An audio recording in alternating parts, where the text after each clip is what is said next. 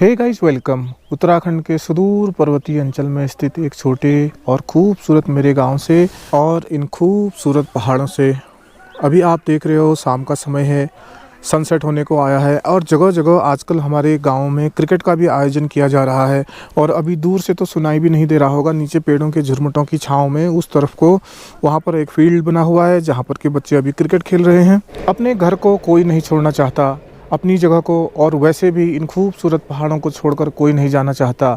देश के कुछ हिस्सों में विदेश जाने का, इंडिया से अब्रॉड जाने का सिलसिला तो पहले से ही चला हुआ था।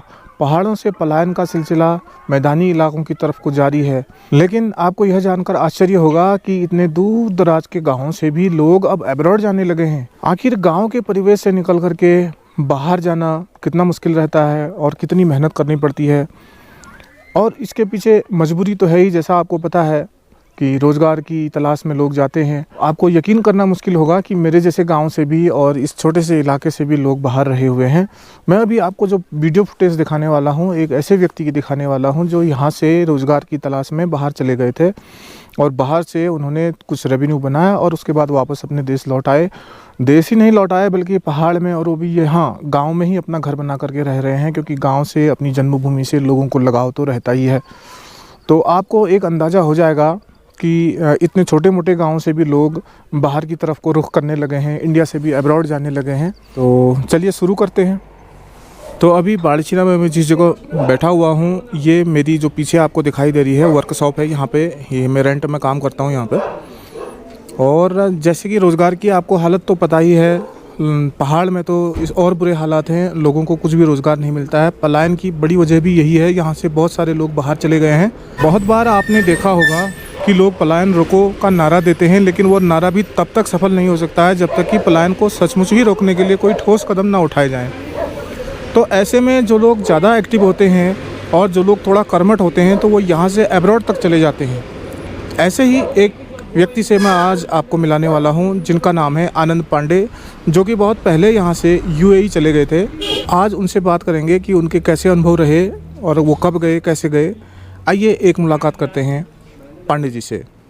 और क्या हाल चाल है आपके? इंशाल्लाह बहुत बढ़िया है। कि आप जो है कितने साल पहले गए? मैं सर जी 2013 में गया। और कौन सी कंट्री में गए आप? मैं सऊदी अरेबिया। सऊदी अरेबिया गए जी। तो यहाँ से आपको वहाँ जाकर के वहाँ के लोगों का व्यवहार, यहाँ के लोगों के प्रति कैसा लगा? जहाँ तक अरबी लोग हैं बहुत अच्छे लोग हैं। अच्छा। बहुत अच्छा व्यवहार है जी। जो हमारे लोग वहाँ परेशान होते हैं वो हमारे इंडिया के दलालों के द्वारा ही होते हैं। अच्छा। अगर बशर्ते आप वहाँ जाते हैं, अच्छे तरीके से जाते हैं जी। तो आपकी बड़ी इज्जत होती है, बड़े रिस्पेक्ट देते हैं। किसी प्रकार का कोई भी भेदभाव, डर कोई भी नहीं है। अच्छा। तो वहाँ पर जो लोग यहाँ के रहते हैं जी, ज़्यादातर तो यहाँ के, जैसे आप कह रहे हो दलालों के माध्यम से जाते हैं। हाँ। तो आप भी तो किन्हीं के माध्यम से ही गए होंगे? मैं भी दलाल के माध्यम से गया हूँ जी। लेकिन उसने मेरे से साथ हल्का फ्रॉड किया, पूरा फ्रॉड नहीं किया। जैसे उसने टिकट पूरे दिल्ली से सऊदी अरेबिया का ने दे के, बम्बई करके, डोमेस्टिक करके इंटरनेशनल कर दिया उसने। अच्छा। और रियाद पे उतार दिया। जाना था मुझे आगे आभा। अच्छा। जो कम से कम फिर वहाँ से एरोप्लेन का 1 घंटे का किराया है। अच्छा। तो मेरे को रियाद में उतरना पड़ा, इससे बोला फिर 24 घंटे सफ़र करना पड़ा बस का। अच्छा। ये अपने एजेंट के थ्रू। अच्छा। अच्छा। हाँ। और वहाँ पहुँचने के बाद जिस कंपनी के नाम से हम गए थे जी, उनका सलूट सब बेहतरीन रहा, बहुत अच्छा रहा। अच्छा। तो आपने कुल वहाँ कितने साल काम किया? मैं 2013 में गया जी। मार्च में। 2019 में आ गए आप? हाँ। अच्छा। तो आपने जैसे वहाँ पर काम किया इतना लंबा, जी। तो कुछ लोग वहाँ पर ऐसे भी मिले आपको जो इस वजह से परेशान हुए हों कि उनके कागज़ नहीं बने, या उनके साथ एजेंट ने जो कागज़ नहीं बनाया? आजकल तो मैं बहुत ऐसा यूट्यूब पर भी सुनता हूँ कि किसी के कागज़ इनकम्प्लीट रहते हैं तो बड़े परेशान हो जाते हैं वहाँ पे। ऐसा कोई आपने कभी देखा है? वहाँ पर ऐसा होता है, आप जिस कंपनी के लिए आपको वीज़ा दिया जाता है, हाँ, अगर उससे आप भाग गए, दूसरी जगह चले गए, तो आपके कागज़ सब नहीं बन पाए। अच्छा। आप अगर सही तरीके से गए हैं, आप जिसके वहाँ गए वहीं काम कर रहे हैं, अच्छा, तो आपको कोई दिक्कत नहीं है। यानी आप अगर हाँ, जो दलाल थे, दलालों से सावधान रहना चाहिए। अच्छा। कोई अपना ही खास हो तभी जाना चाहिए, नहीं तो वो बुरा ही बचेगा। अच्छा। हाँ। तो जैसे बहुत सारे लोग होते हैं जाना चाहते हैं, आजकल नए लड़के मैं देख रहा हूँ, क्योंकि यहाँ रोजगार की स्थिति तो आपको पता ही है। हाँ। यहाँ रोजगार कितने रह गए हैं, या तो आदमी गाड़ी ले लेगा, हाँ। टैक्सी ले लेगा तो टैक्सी चलाएगा, हाँ। या दुकान खोल लेगा, और या फिर कहीं पर अपनी जॉब देखेगा तो प्राइवेट जॉब देखने के लिए उसको बाहर ही जाना पड़ेगा, प्लेन साइड को जाना पड़ेगा। और इसके अलावा जो एक और विकल्प है वो यही है कि वो किसी के माध्यम से जो है विदेश निकल जाए, और विदेश में भी वहाँ पे जहाँ पर कि सस्ते कामगार की ज़रूरत रहती है। तो अगर यहाँ से कोई जाना ही चाहे तो उन्हें किन किन बातों का ध्यान रखना चाहिए? अगर आदमी यहाँ से अगर गल्फ़ खाड़ी देशों में जाता है कमाई के लिए, बढ़िया स्रोत है। एक यहाँ टीचर के बराबर वहाँ एक लेबर श्रेणी का आदमी पैसा कमा लेता है और बचा भी लेता है। और दूसरा, अगर वो जाए तो इंडिया के उन कंपनियों के द्वारा जाए जहाँ सरकारी कंपनियाँ हैं जिनके गल्फ़ के वीज़े आते हैं। जैसे दिल्ली में आर्क इंटरनेशनल है, उनके थ्रू से जाए। तो जैसे कोई कंपनी के थ्रू नहीं जाना चाहता, अपने से जाना चाहता है, अपने ही थ्रू जाना चाहता है, जी, स्वयं से जाकर के वहाँ देखना चाहता है, तो क्या ये संभव है? बिल्कुल संभव, यही सही रास्ता है। अगर आदमी पहले पासपोर्ट बनाए, क्योंकि हर प्रति नागरिक को पासपोर्ट बनाने का अधिकार है, कोई इसमें संदेह नहीं है। आपके डॉक्यूमेंट अच्छे होने चाहिए, आपने कोई अपराध नहीं किया है तो आपका पासपोर्ट बन जाएगा। और अभी तो सरकार ने और भी सुविधा कर लिया, आप अपने डिस्ट्रिक्ट से बना सकते हैं, हर जगह से अप्लाई कर सकते हैं। पासपोर्ट बन जाने के बाद आपको जो ये बड़े बड़े कंपनियां हैं, सरकारी कंपनियां हैं, जो गल्फ़ देशों का वीज़ा आता है, आप वहाँ अप्लाई करें। आपका जो क्षमता है, कार्यशैली जो है, आप अपने वहाँ डॉक्यूमेंट लगाए, जो स्किल सीखे हुए, हाँ, जो आप काम सीखे हुए हैं, आप प्लम्बर हो, इलेक्ट्रिशियन हो, ड्राइवर हो, डॉक्टर हो, कुछ भी हो, आप उसका प्रमाण दीजिए उन कंपनी में, यहाँ ट्रायल दीजिए। उसके बाद वो आपका पासपोर्ट जमा करेंगे, आपको वीज़ा की फ़ीस लेके अप्लाई कर देंगे। अगर आप जाना ही चाहते तो प्रथम प्रोसेस है, आप पहले पासपोर्ट अप्लाई करवाएं। पासपोर्ट के लिए आपको चाहिए अपने डॉक्यूमेंट चाहिए, जैसे आपका आधार कार्ड, आपका राशन कार्ड, जन्म प्रमाण पत्र, इनको लेके आप पासपोर्ट कार्यालय से, आपके नज़दीकी एरिया से आप पासपोर्ट अप्लाई कर लें। जब पासपोर्ट बन के आ जाता है, आप उसको, जैसे दिल्ली में आर्क इंटरनेशनल कंपनी है, इनमें आप जाके अपना पासपोर्ट जमा करिए और वहाँ पर इंटरव्यू दीजिए, अपने डॉक्यूमेंट कार्य संबंधित लगाइए कि हम ये काम जानते हैं, ये हमारा प्रमाण है और ये हमारा प्रैक्टिकल देके आइए। इसके बाद आपका जैसे वीज़ा आता है वो आपको वार्निंग करेंगे। आप वीज़ा आने के बाद 90 दिन का टाइम मिलता है। 90 दिनों के बीच में आप पहले हॉस्पिटल में जिनमें इंटरनेशनल मान्यता प्राप्त होती है उसमें अपना मेडिकल बनवा लें। इसमें 10 से 12 हज़ार का खर्चा आता है। और वीज़ा अगर आप गवर्नमेंट की कंपनी से जा रहे हैं तो आपको बहुत अभी 80 से 90 हज़ार का खर्चा आएगा। दलाल तो कितना ही ठग सकता है, कहीं भी भेज सकता है। वो आपको सही सैलरी बताएंगे, सब कुछ सही डिटेल देंगे।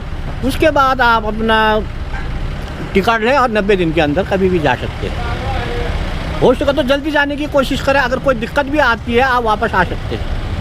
तो इन केस मान लीजिए कि वहाँ पर कोई व्यक्ति कार्यरत है जी, और वैसी स्थिति में कभी वो बीमार हो जाता है, उसको चोट पटक लग जाती है जी, या उसके साथ कुछ लूटपाट की ऐसी घटना हो जाती है, क्या सहायता मिल पाती है ऐसी स्थिति में? नहीं, आगे में अगर कहीं गिर जाता है, उसको चोट लग जाती है, कोई मेडिकली या बीमार हो जाता है, तो जो भी कंपनी है उसका वीज़ा के साथ ही आपका मेडिकल का पूरा खर्चा कंपनी वहन करेगी। अच्छा, बीमारी की दशा में? हाँ, पूर्ण बीमारी हो, एक्सीडेंटली हो, चोट हो, कोई भी हो, हाँ, ड्यूटी में हो, ऑफ ड्यूटी में हो, कहीं भी हो, पूरा वीज़े के दौरान ही उनका ही मेडिकल कराना उनका काम है।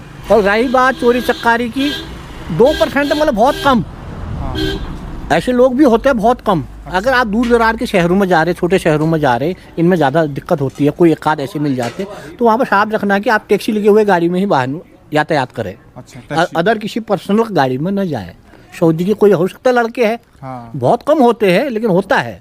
तो फिर सैलरी का आपका क्या सीन रहता है? जैसे आप वहाँ जहाँ कार्यरत हैं जिस कंपनी में, जी, वहाँ से आपको महीने में फिर पेमेंट आपकी मिलेगी, सैलरी आएगी, तो वो सैलरी को अगर आपको यहाँ इंडिया भेजना है, फिर अपने घर में भेजना है, तो कैसे भेजते हैं उसको, क्या करते हैं उसको? पहले सैलरी की बात तो तय यहीं से हो जाता है। वीज़ा जिसी को तो उसी में इंक्लूड किया जाता है, आपको कितना मिलेगा जाने से पहले आपको पता हो जाता है।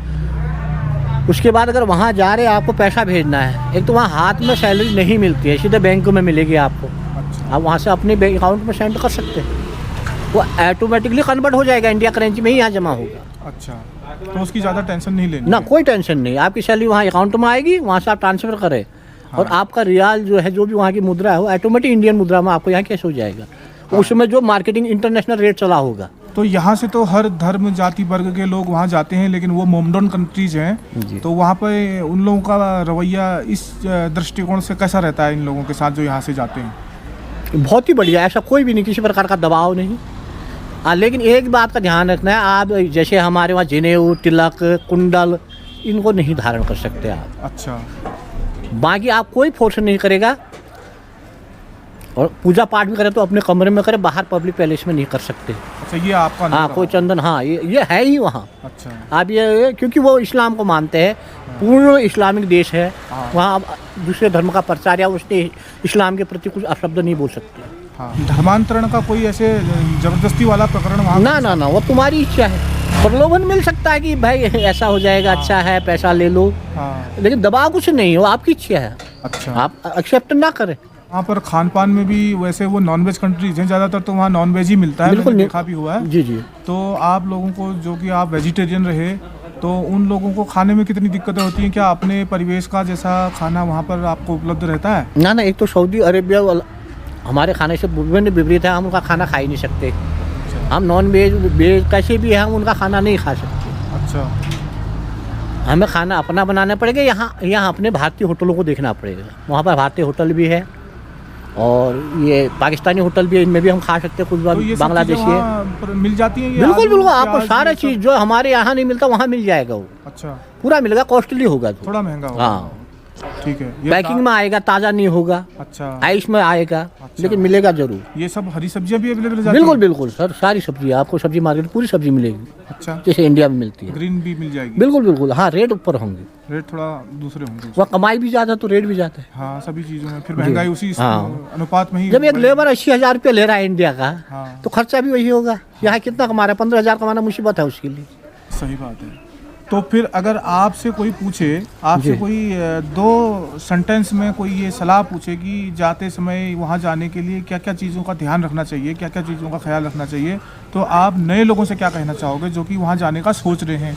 मैं तो ये कह लूँगा कि अपना आचरण अच्छा रखें, किसी का चोरी चकारी ना करें, किसी का भद्दा मजाक ना करें, अपने एक अच्छे नागरिक की तरह रहे, तो आपके साथ भी अच्छा ही होगा। ये सन 2025 शुरू हो चुका है। अगर अभी हम यहाँ से विदेश चले जाते हैं तो वहाँ पर किस तरह का हमारे साथ व्यवहार रहेगा और क्या इंडिया के बारे में वहाँ के लोग सोचते हैं, सऊदी के? तो मेरा तो ये कहना है, जब से हमारी मोदी सरकार आई है, इनकी विदेश नीति इतनी सुंदर और स्पष्ट कर दी है, वहाँ पर अब हम खुल के जी सकते हैं। हमारा कोई प्रकार का डर नहीं है। हमारी डेथ भी हो जाती है, बिल्कुल कागज़ के साथ आएगी। अगर कोई एक्सीडेंटली मौत भी हो जाती है तो मोदी सरकार की वजह से कोई गुमनामी नहीं होगी। हर किसी का आपका पूरा हिसाब किताब दिया जाएगा, आपको सारी चीज़ की सुविधा होगी। ये इसलिए मोदी साहब का भी बहुत बहुत धन्यवाद करता हूँ। चलिए, धन्यवाद आपका बहुत बहुत। जी बहुत। और आप लोगों को जो अभी बताया पांडे जी ने, ये तो एक सामान्य जानकारी है। इसके अतिरिक्त भी अगर आप बाहर जाना चाहते हैं, अब्रॉड जाना चाहते हैं इंडिया से, तो आपको संबंधित एम्बेसी में जाकर के पहले वहाँ जांच पड़ताल करनी पड़ेगी। थोड़ा अपने आप को इस मामले में एजुकेट करना पड़ेगा, तभी आप बाहर जाने के लिए प्रयास करें। और जा सकते हैं आप यहाँ से भी बाहर, लोग गए हुए हैं, जैसा मैंने आपको इनसे मिलवाया। और ये तो वहाँ से मतलब अभी मैं यहाँ आप दर्शकों के सामने तो नहीं कहूँगा, लेकिन अच्छा खासा रेवेन्यू आप बना के लाए, क्यों? जी इंशाल्लाह। मैं मेरी पूरी जीविका ही उन्हीं पैसों में से, मैंने इंडिया से 1 रुपया भी नहीं कमाया। देख लीजिए, तो अगर कमाना ही आवश्यकता को पूरा किया, एक गरीब की जो आवश्यकताएं होती हैं वो पूरा किया। अच्छा, हाँ। तो अगर कमाना ही हो, अगर पैसे की वाली बात हो, तो अब्रॉड जाकर के भी संभावनाएं हैं, लेकिन आपको थोड़ा बहुत उसमें जागरूक रहना ही पड़ेगा। यही आपका कहने का आशय है?